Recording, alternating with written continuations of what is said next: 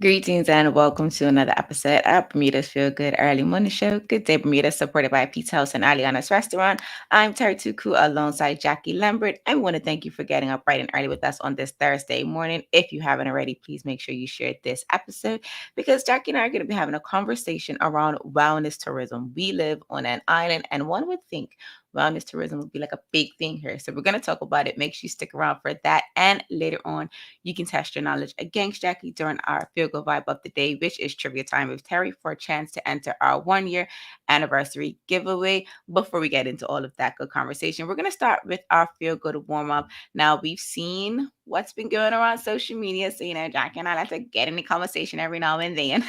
Before we get into it, I want to say good morning to Sean Smith as well as Karen Simmons. Thank you so much for joining us. Now, Jacky and I inserting ourselves in this social media conversation. We do with a twist. So we want to know, we talked about this before, I feel like, Jacky, on the show, but maybe we haven't gone into depth about it. So we just, simple question. Do you think private is better than public school? Why or why not? Jacky, have you ever gone to a private school? Not really. I didn't go. I went to public school all the way up until I went away to tennis academy, and nothing about that was traditional. I did online high school. Okay. And I am a huge, I shouldn't say huge advocate, but I love me some public school, and only because my sisters went private. So I got to go outside their private school education, and then my parents tried to send me, but I was just like, their experiences haven't been the best, and I don't want to deal with that. So I'm going to stick to my public school. And I think I did very well. And even when I went away to tennis academy, so my kids will either go public school, homeschool, or as soon as they're of age, boarding school to do with a twist of online schooling. I know I've experienced both sides. I've experienced private school in primary school, and then I did public, middle, and high school. And I think for me, there was no real difference from an education system perspective at that time when I was in school. I didn't feel like I learned any less. I was less challenged in public school than I was in private school. So I know my personal experience, I think they were just about the same. Socially, public school was better.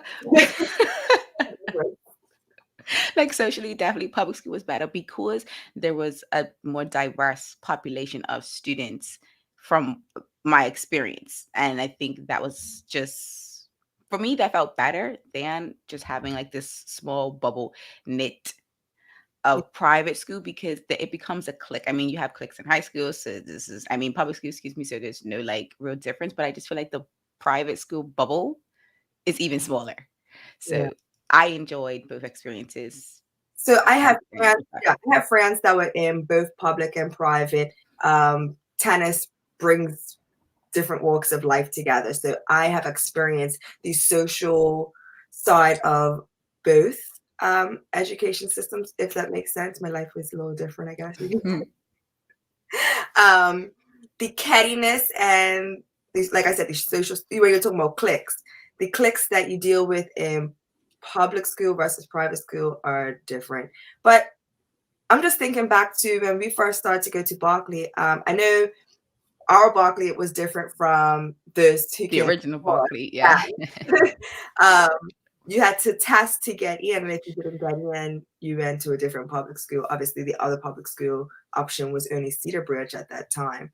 But like, I think that we have a lot of work to do, but at the same time, the parents can do some more work as well. I'm not saying like it's not all just on the system as well, I think. So I want to bring this comment from Sean Smith because he's asking the question. He's saying today's public schools or prior to 1995 when it was changed. I guess you can do both because I started primary school in 94. So I must have just been when it changed. To like and so then when I did go to middle school and then high school later, it would have already changed. So yeah, go ahead, share whichever one you want to discuss because I feel like if there is a difference, we should have that conversation because like I said, I only started school in 94. So I don't know what's different. Yeah, the only thing, like when I went to private school, when I was in primary school, I know that they took out primary 7 and they changed it to you go to middle school at primary 6 or something like that. M1.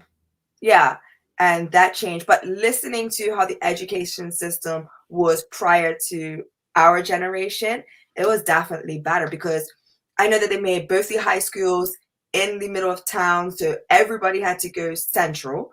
And at those times, not just those times, now as well, gang violence is a thing. So those that are from Somerset and St. George's and town, now they're all in the same space, so they're fighting. So they're spending more time looking at the person next to them that they want in a box because of territory versus actually reading the papers that's in front of them.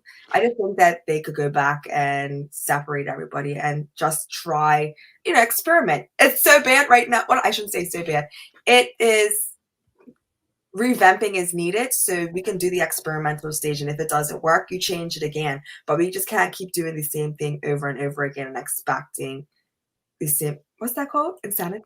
It is called insanity if doing the same thing and expecting different results. Yeah. I want to bring in these two comments from Karen Simmons. She says, I taught for over 25 years in the public school system, primary, middle, and high, so she will advocate. And she also goes on to say, parents are key to supporting any educational journey, whether it's public or private. Yeah. I think that's, very important. I know my mom was very active in my schooling up until high school, and then high school, you kind of on your own. Like, this is your time to take over your education, like be more focused. You know what you want to do or you know what you don't want to do. So like you have to kind of be in charge of your education, but definitely leading up to high school, she was definitely a part of the conversation, making sure homework was done, making sure you didn't go outside until the homework was done, all of that. So I think I do hear that point about parents being key because that does kind of steer whether you do well in public or private, because you could go to private school and still not do great. Yeah, I mean, and I know private schools they'll have more opportunities for you. They expose you to more things. For example, a lot of kids come to tennis or they do different activities, but public school doesn't expose you to those activities. So I know I was going in the public school system to teach tennis, and a lot of the kids didn't have tennis, but private schools will make sure that you have those experiences. They take you on ski trips. Public schools don't take you on ski trips. So I know when it comes to different exposure, private schools will go above and beyond for that. But I think we could adjust that as well. For sure. This comment from Jamal, he asks, help me understand what exactly you're asking, public versus private schools. We're basically just asking, do you think one is better than the other?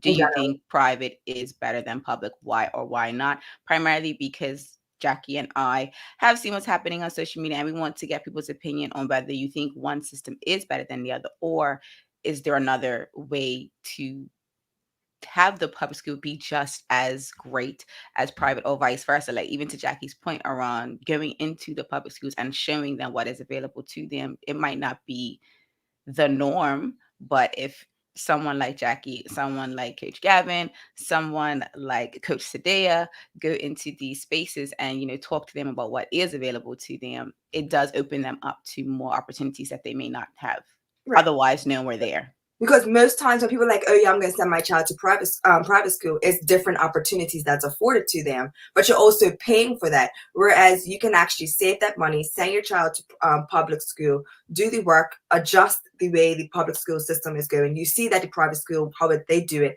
it works. Adopt some of the stuff, make it happen, and then you can use that money to expose your child as well. Yes, it will take a lot more time and effort, but at the end of the day, you can control more of who is teaching your child, what they may look like, what their educational background, what their social status is, and what message they're trying to push to the children. Right. This comment from Carlton Fleming, he says the quality of teachers are the same. Public school have to accept everyone, and some kids cause too much distractions. And I think that's a really important point to recognize, because you can be selective if you are a school that is a private school, right? The first kind of qualifier is cost. Can you afford it? And then after that, I know a lot of schools do still test to get in certain classes. So there will be an upper class or a lower class. And so there are so many other different things that you can kind of tailor your child's education in a private school versus, like Carlton said, in public school, they have to accept everyone. Like, you can't turn anyone down. And you could have people in the class that require a little bit more attention, and they might not be getting that attention because they don't have a specialized teacher, which comes back to the resource conversation, which always enters the chat. This coming from Sean Smith, Jack. When I was in public school, it was more competitive during the day, whether it be academics or sports. Wise, you got to compete against more schools, and on the top of that, you graduated at the age of 16 or 17.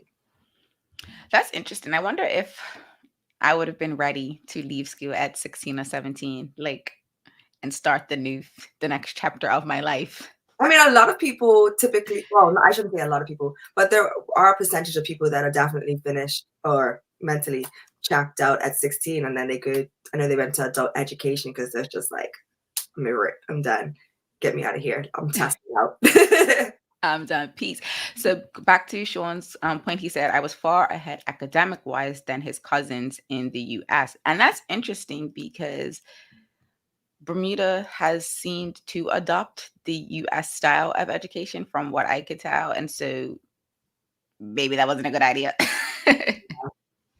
Maybe we should have just held on to what we were doing and just stuck to the wicket, as we like to say.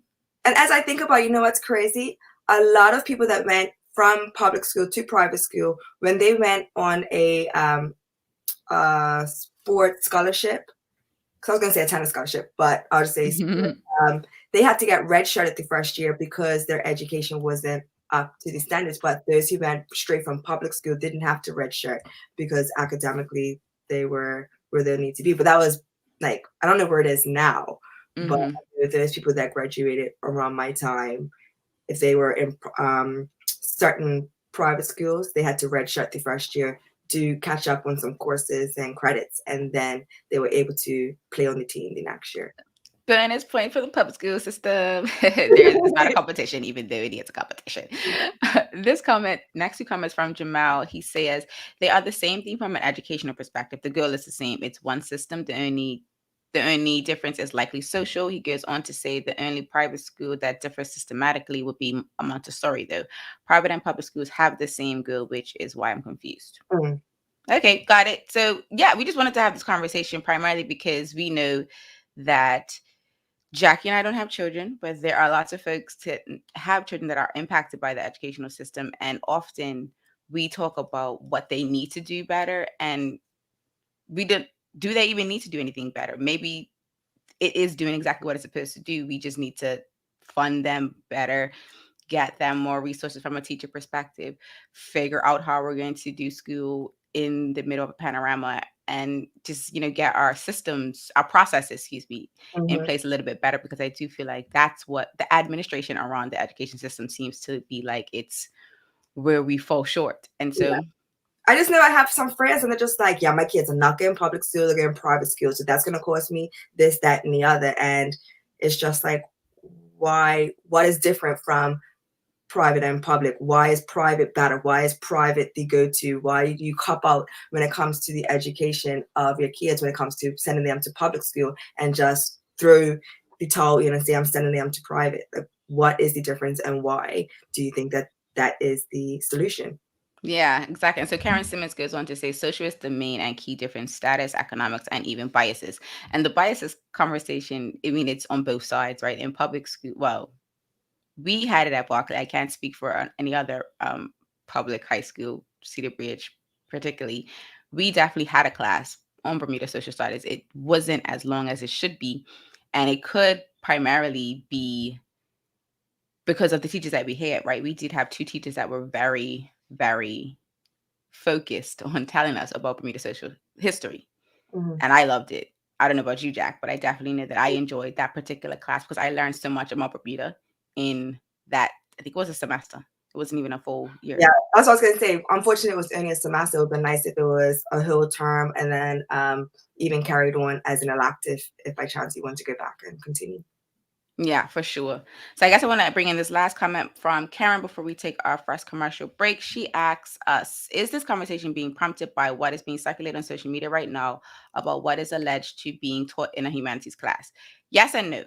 Like, yes, we have seen that post, but no, because Jackie and I just like to find conversations that we think would be engaging from a perspective of just us sharing each other's opinions. Because like Jackie said, she has friends that think private is better than public just because. Like they haven't really given a reason as to why they think it's better. So we just wanted to see what you guys believe or think the perception is around public versus private, because Jackie and I are products of public school, but I'm also the public of a private school. And so I have seen both sides of the coin.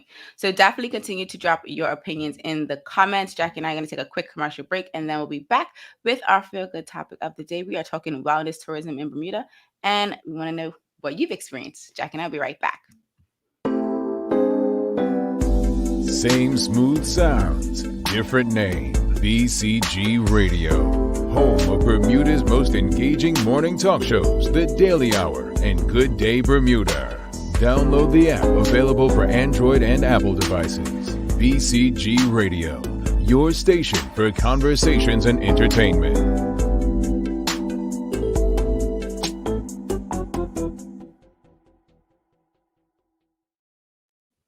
Welcome back to Good Day Bermuda, supported by Pizza House and Aliana's Restaurant. I'm Terri Tuku alongside Jacky Lambert. And if you're just joining us, we're getting ready to talk about our feel good topic of the day. We are talking about wellness tourism. We came across an article on Business Insider, which was talking about the fact that wellness tourism has become very popular, not only in the pandemic, but over recent years. And so Jackie and I want to talk with you all about wellness tourism. What do you think about it? Have you ever experienced anything wellness tourism related? So the first thing we want to talk about is, have you done a wellness retreat? Jackie, let's just, I guess, set the stage on what a wellness retreat is, or what we think a wellness retreat is from what we've seen online. Well, we've been talking for a while about disappearing and shutting out the rest of the world, losing your phone and going to other places. But we never talk about what we can do in Bermuda, because typically wellness, you're just like, yeah, I'm bouncing. I'm going to go do a yoga retreat, meditate, do some little courses, whatever the case may be, and just clock out and disconnect, right? Mm-hmm. So what would that look like for me? Or my other trips? No, but everything else. Yeah, definitely just completely disconnecting, doing some yoga, meditation, feel good courses, maybe some pottery, and just different things that just make you connect to different parts of your being. And so that's actually a really great, I guess, synopsis of what we know to be a wellness retreat. So definitely, if you haven't, in the comments, let us know whether you have done a wellness retreat before. And so this question from Karen Simmons, she says, do we have wellness retreats here in Bermuda? That is a great question. And I have seen a few pop up over the last year or two. I think one of our guests, Taja Fox, was planning one. Excuse me. I want to say it was supposed to be last September or October. It was definitely in the fall. And I don't think it came to fruition because of, I think we had a spike at the time and the numbers around group gatherings were reduced. So there are actually wellness retreats right here in Bermuda. They're not as many as maybe our counterparts in the US or even the UK and other parts of Europe, but there are definitely wellness retreats here for folks to experience. And another one I think was done by another guest, Sue Khan. She had one I want to say it was a dockyard area. They had something going on up there. So there's at least two that I know have happened or have been planned to happen, and I think they're definitely here to stay on our island for sure. Have you been to one of those? Like I on the haven't. island? I know I wanted to do one, but it just didn't work with my schedule. So I do hope that they do one maybe during a school break, which probably won't work for them, but it'll work for me. It would work for me because I wouldn't be having to go and teach as much. Right. They the families are starting to travel now, so they bounce a little bit more. But I would absolutely want to participate in one in Bermuda. I know I've done one. It's this comment from Karen Simmons. She says, I went to a wellness retreat in Sedona. Amazing experience. You have to elaborate. What was it like? What did you get to do? What did you experience? Because I do think that, to Jackie's point, when we talk about disconnecting, that's usually the goal of the wellness retreat, right? It's usually an opportunity for us to kind of disengage and just really focus and center ourselves. I have done, I wouldn't say like a wellness retreat. I've done like wellness workshops on the island, and those have been really effective in just allowing me to reconnect to my being without necessarily having to do a full days of retreat. Like I can just you do the workshop for like 3 hours, I think, and reset and then re-enter Bermuda. Yeah, I think it would be nice. It's unfortunate that what is it called? 9 Beaches hmm up Somerset is no longer there because they had the cute little houses right on the water. Because those could have been perfect, because I know people do morning yoga up there during the summer every so often, and just to be able, that's a perfect getaway because it's basically in Bermuda, out in the middle of nowhere. Our version, or even maybe take over Cambridge Beaches, somewhere that's more secluded. hmm Um, that would be nice. And it'll be nice for even Grotto Bay. They could do something where, like I said, it's kind of out the way. That'd be nice. I would be for I've that. always wondered why the hotels haven't used that as a way to kind of expand their offering, because a hotel is a hotel is a hotel. You all have rooms, you all have food, you all have basically the same amenities when it comes to a hotel establishment. But wellness tourism, especially now that people are so focused on their whole health, like they're so focused on being well, where are the offerings to Can you imagine do a doing day? in a cave and just being one with nature? I haven't seen that experience being offered, and we have caves that we can go and do yoga in. That'd be awesome. I've seen one yoga in the caves experience um, at Grotto Bay, in Grotto Bay's caves, Mm. and I haven't experienced it, but I have seen like adverts for it. Um, but I feel like why don't we have more? Like you said, like there's so many spaces for things like that to happen, or maybe we're just not connected to those people. Maybe Jackie and I just need to pay attention more. What I do know is that we're constantly advertising that from New York, we're an hour and 45-minute flight from, like, Atlanta is this long from that coast. It takes this long to get here. I just don't see why we don't take advantage of that. We don't do sports tourism as much. We don't do wellness tourism as much. But I feel like those right now are ideal things to tap into. You could do a combination of sports, wellness, tourism, where you have a nice little joint package of you go play tennis, you play golf, and then for the rest of the afternoon, you meditate and you do kayaking, you do paddle boarding, stuff that just makes that's out of the norm of the traditional hustle and bustle of the city life in the States, where everybody's like, go, go, go. We constantly talk about how on the slow Bermudians are. We walk slow. You can tell a Bermudian anywhere because we're just laid back. So advertise that, push that, make it a package, sell it, and we could absolutely have a bunch of people here. 90% of the population of the world is trying to get away because they're just like, I'm over the COVID talk. I'm over being quarantined. I'm just sick of the restrictions. So put in place a package that they can come to Bermuda, get away, meditate, reset their lives, and then jump back into their normal day life after a week or even 2. or if they want to, a month. Exactly. I think there's a great options, and I think I like the idea of the collaboration between sports and, well, sports is a form of wellness, but I do get like sports tourism and wellness tourism, because I do feel like you said, like, we do have those opportunities for people to play their sports in addition to experiencing our island without having to, like, and then you create the whole itinerary around it, and boom, people are done, they're ready to go. I want to come back to Karen's experience in Sadoa. She said she did meditation, yoga, hot springs, nature walks through the red rocks and vortex, journaling, and great food experiences, which we know of all the things, that's the one Jackie would love the most. I'm like, way to finish. She probably did that on purpose. She's like, I'm going to say the food part at the end. Like, I got that little food. Let me just slip that in there for decoration. Yeah, a little sprinkle on top. Little soapy action.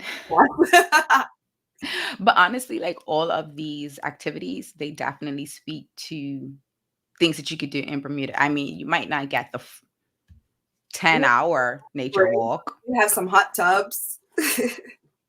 But I feel like all of these things are really simple. Like, they're not like extravagant ideas. I feel like sometimes with our tourism package, like, we try to like create this really big grand experience, and sometimes you can just keep it really simple and people would still have just as amazing of a time as they would if they had done this grand door package. I would love for us to like really tap into like more of these smaller packages in addition to the big events that we have, because one can't, like, we just can't rely on just wellness tourism the same way we can't rely on just sports tourism. Like, we should definitely be trying to find complementary ways for our tourism products to gel. Yeah, I agree. I just the options are there, endless. Like, I know there was a conversation at one point that there's nothing to do in Bermuda, but we do have things. You just have to, like you said, you don't even have to get creative. You just have to be willing to go and experience them and have somebody put the package together.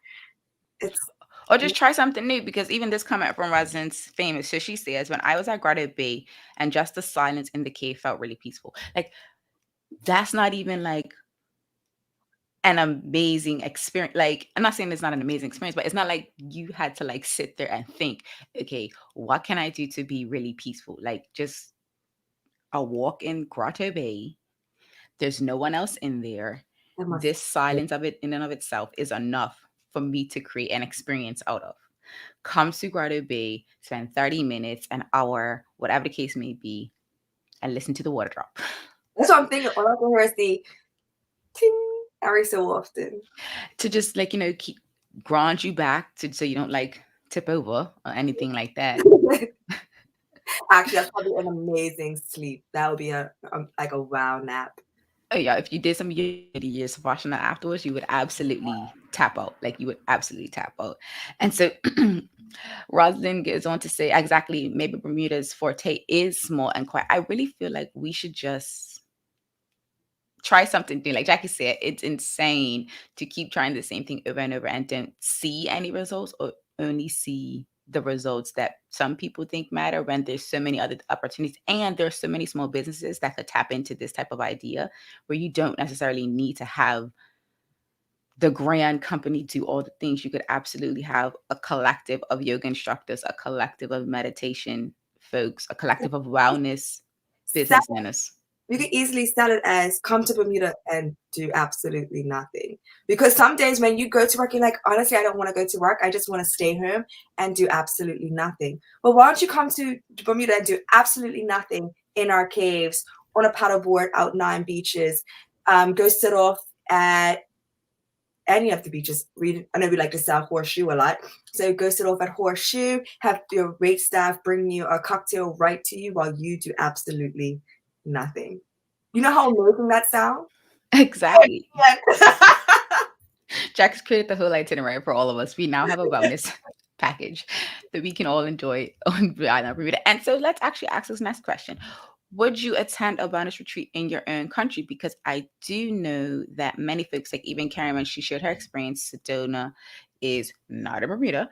So it was definitely experience off island. But would you consider doing one on in your own country? Or do you feel like it's better to do it overseas or go to another country and experience a wellness retreat? What are your thoughts, Jack? Because I know you said you would do it here, but do you think there is a benefit to doing it off island?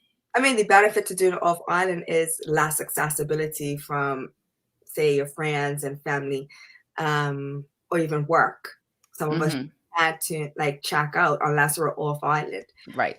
But if you're capable of checking out, turning off your phone, if it's a case where you have to hand in your phone, I know some wellness retreats that I have Googled, like you have to turn in your cell phone. You get like time after party articles. You have like allocated time, like how you were as a kid. All right, this is your TV time, or this is your cell phone time. Check in, do what you have to do, and then we're taking it back, type thing. You know what it reminds me of? There was a comment a few episodes ago from Traveling Charlie where she spoke about there was a hotel where it was solar powered. So they only had access to electricity while the sun was up. So from sunrise to sunset. It kind of feels like a similar idea. Like you have your times of the day when you can use your device.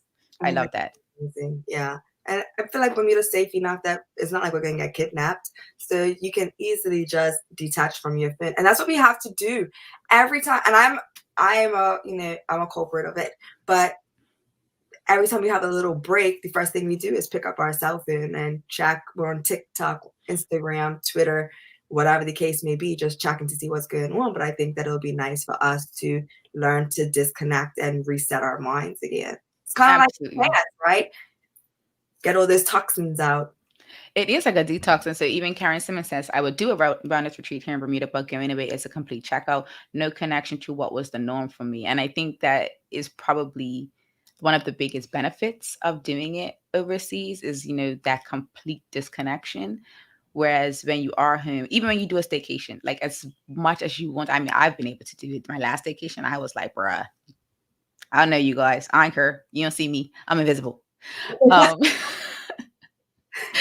But like it can be difficult to disconnect.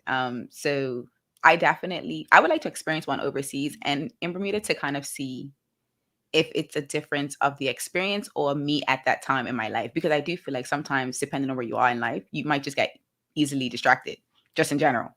Yeah. You might just be a stressful time in your life and you could be overseas or on the island of Bermuda and still not be as engaged as you would want to be. But I too would do a retreat here in Bermuda. And the next time we see one, Karen, Jacky, and I are clearly going to sort this out together because we also have to do our dinner at Aliana's. We didn't forget you, Karen. We saw that email. It is in our inbox with a flag for us to respond because no, we have not forgotten you. I will never forget that food. Absolutely wouldn't do. That's the thing. That's the great thing about it. So I want to come to this comment from Sean Smith Jack and then JD Virgil. Okay. Yes, I would attend a wellness retreat no matter where I am in the world. Great opportunity for quality time with the wife. I love that. He's like, I've just made a vacation out of this. I love and live it. And so this coming from JD Virgil. Morning, all years ago, I went to Panama. I love Panama for a spa retreat every day. Every day was different treatments, and I have done a getaway on island as well, but not long enough. I want that. That would be nice. Like, I wonder if it's like because most of the ones that I've seen on the island have also been short too. Like, they have been like weekend type getaways or even like a day situation. But it'd be nice if it was like what they have away, like a full week. Which island do we camp on? When is it? Darrow's? No, is it Darrow's Island? Is it Darrow's? That's the one I remember from when I was young. Yes. That would be nice if that could be like slightly upgraded because I know not slightly, all the way upgraded. Like, don't play. That'd be nice if it could be upgraded, and then we can use that as well as what is already being used for. But people can rent that out for spa retreats, or you can just really ground it and just everybody has to pop up a tent. And then you could do glamping. And there's a whole company for that. I really love glamping. It's a great idea. I feel like we should all get into it. So let's give literally it glamping on the rock, just a different rock. just a different rock. This coming from Rosalind Famous. She says, right now I'm on a very small island with not much to do. And that is what the tourists are coming for. Basically, she goes on to say, basically, that's their niche or target market. And I really feel like Bermuda probably should just like reevaluate the target market that we're going for and just try to tap into this niche market, because I really feel like wellness tourism is it's popping. It's not going to pop, it is popping. And to And be on an island like Bermuda, yeah, it could work. No, we're not magic. We don't have like, there's a lot of islands with beaches. Like, yes, I get it. Still, there is something to be said about our island that we can tap into the wellness tourism industry, because it's billions of dollars in that I industry. agree. We don't need all the billions. We just need one. Maybe that'll wipe out our debt, and then we can move forward from there. What's crazy? The fact that I didn't think about that, because one of my best friends literally like, okay, it's time for me to come to the island because I need to unwind and I've been doing too much. I just need to come there and do nothing. And she's here like at least 4 times a year to come and unwind and do nothing before she goes back to the busy city of New York. Why aren't we tapping into this? New Yorkers need to, and that's right there. We talk about them coming here because it's any hour away. Thank you. Like for some of them, instead they're living in the city. It takes longer for them to drive to their homes there than it is to drive to the airport, check in, get on the flight, and get in Bermuda. Like they get to Bermuda before they can get home. We just had some wellness tourism nuggets. I hope someone from Tourism Authority was watching, or the Ministry of Tourism, because I feel like we need to tap into this, and we'll take our royalty checks in cash. Thank you. We don't want the check. Jackie and I are going to take a quick commercial break, and then we're going to come back to wrap up this conversation, and then we'll have our feel good vibe of the day, where I'm going to test your knowledge against Jackie for trivia time with Terry. Make sure you do not go anywhere. Jackie and I'll be right back. Same smooth sounds, different name. BCG Radio, home of Bermuda's most engaging morning talk shows, The Daily Hour and Good Day Bermuda. Download the app, available for Android and Apple devices. BCG Radio, your station for conversations and entertainment.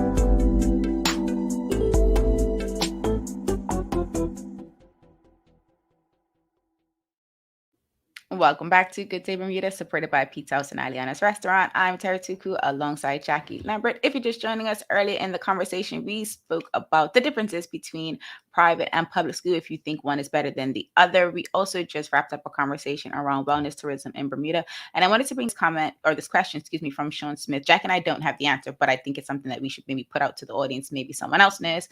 He wants to know, was Bermuda trying to get into medical tourism, which would complement wellness tourism? I don't know. We'll definitely look into it and see. But I do think medical tourism is another conversation we could have, because I do know that it might, like he said, complement wellness tourism and just give people like what they're looking for, the whole wellness experience. I absolutely think it will be something to tap into. I feel like, honestly, if we haven't tapped into it, let's try it. Nothing beats a try. Exactly. If it doesn't work, deuces. And this final comment from Rosalind Famous. She said, that's a good logo. Check in so you can check out. I love it too. Anyone takes that up, Jackie was the originator. Make sure you send her royalties, because she deserves.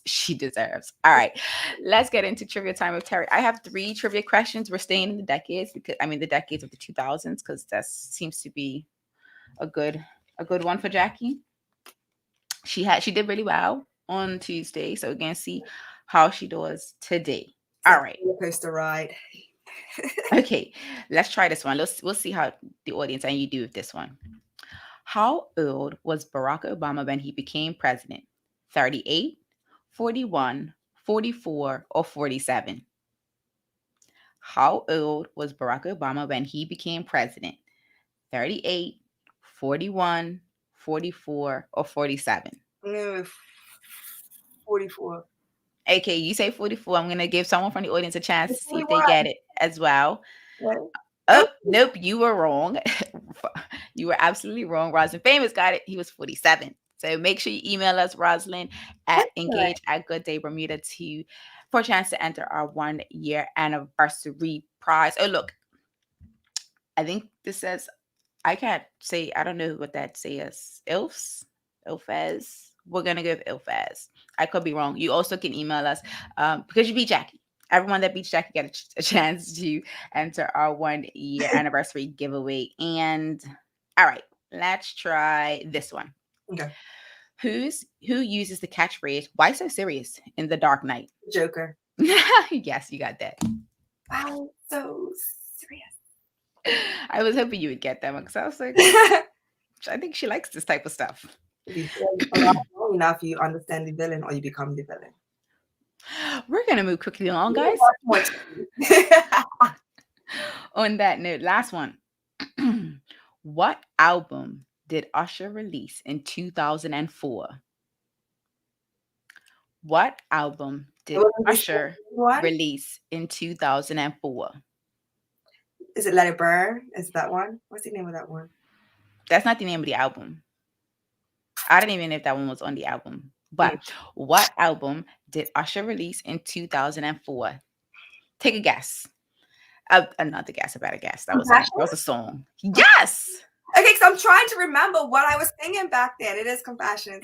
Yep, Sean Smith and Rosalind Famous got it as well. I think Sean beat you, Jack. I'm not gonna lie. It took a little time to come in. So Sean, definitely make sure you email us at engage@goodday Bermuda, because in June we are gonna have our 1 year anniversary giveaway, and everyone that beats Jackie in the trivia time can absolutely get a chance to be entered into that giveaway. And we do have a survey that we are gonna be releasing today. So when you see it, make sure you complete the survey. It's definitely going to take you less than 10 minutes.